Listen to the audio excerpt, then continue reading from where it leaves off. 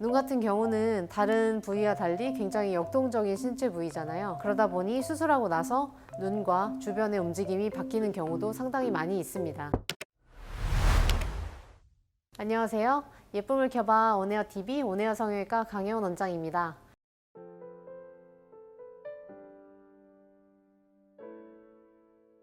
이번 영상도 지난번 영상에 이어서 쌍꺼풀 재수술에 대한 주제로 여러분들의 질문에 답해드리는 Q&A 형식으로 말씀을 드려보겠습니다. 작년 겨울방학 때 처음으로 쌍꺼풀 수술을 받으셨던 분들 중에서 많은 분들이 현재 재수술을 고민하고 계신데요.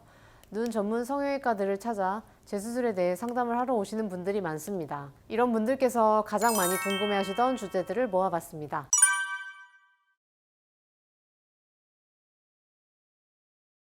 잘못된 경우가 사실 워낙 다양하기는 해서 이유를 딱 하나로 하긴 힘들 것 같고요. 집도 의사와 수술, 그리고 디자인의 문제, 개개인의 눈의 구조적인 문제, 환자분의 선택의 잘못이나 실제 정상적이지만 주관적인 느낌의 문제, 또 예측하기 어려운 운적인 문제 등등이 다양하게 원인이 될 수 있겠습니다.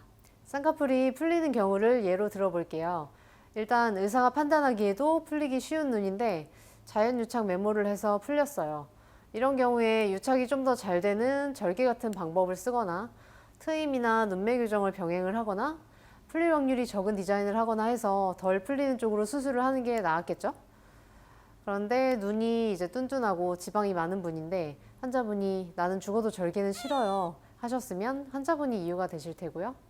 환자분 눈에 예측이 불가능한 내부 구조적인 문제나 예를 들면 돌출눈이라든지 유착이 잘 안 되는 체질이라든지 이런 것들이 원인이 되는 경우도 있고요. 모양적인 것도 라인이 매끄럽지 않고 찌그러지고 이상한 모양이다. 이런 것들은 수술의 잘못이라고 할 수도 있고요.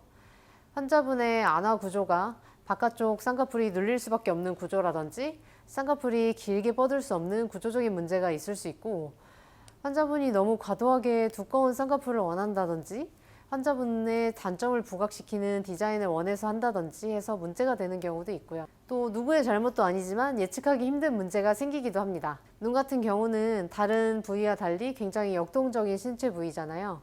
그러다 보니 수술하고 나서 눈과 주변의 움직임이 바뀌는 경우도 상당히 많이 있습니다. 안검하수가 있어서 눈이 자꾸 답답하게 안 보이니 이마를 많이 써서 눈을 뜨던 분이 쌍꺼풀 수술과 안검하수 교정을 하셨어요. 많은 분들이 어느 정도 이마 근육을 덜 쓰게 되는데 그 정도가 사람마다 너무 다양하고 양쪽 이마가 다른 경우도 굉장히 많습니다.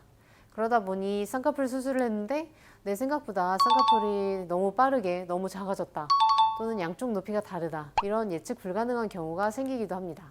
졸려 보이는 눈, 라인 모양이 이상한 눈, 소세지 눈, 흉터가 많이 보이는 눈, 잘 안 감기는 눈, 수술한 티가 많이 나는 부자연스러운 눈 등등 수많은 잘못된 경우들이 있고 굉장히 많은 원인들이 있기 때문에 정확한 상담과 진단이 중요하겠습니다.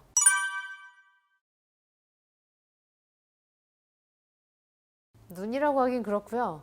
환자분이 원하시는 방향이 분명 있을 거예요. 지금의 상태에서 어떤 점이 마음에 안 든다? 어떻게 개선이 되고 싶다? 근데 그것을 의학적으로 해결할 수 있느냐 없느냐로 나눠야 될 것 같고요. 예를 들어 흉터가 너무 눈에 띄어서 재수술을 하고 싶다고 하시는 경우를 볼게요. 한 분은 눈을 감았을 때 흉터가 보인다고 해서 오셨는데 흉터가 별로 심하지 않았고 수술로는 흉터를 줄이거나 덜 눈에 띄게 할 수는 있어도 없앨 수는 없는 것이기 때문에 수술을 권유하지 않았습니다.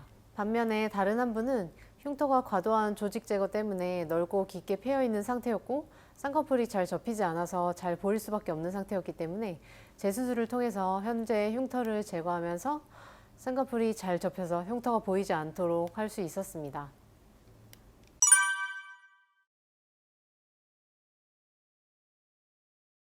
물론이죠.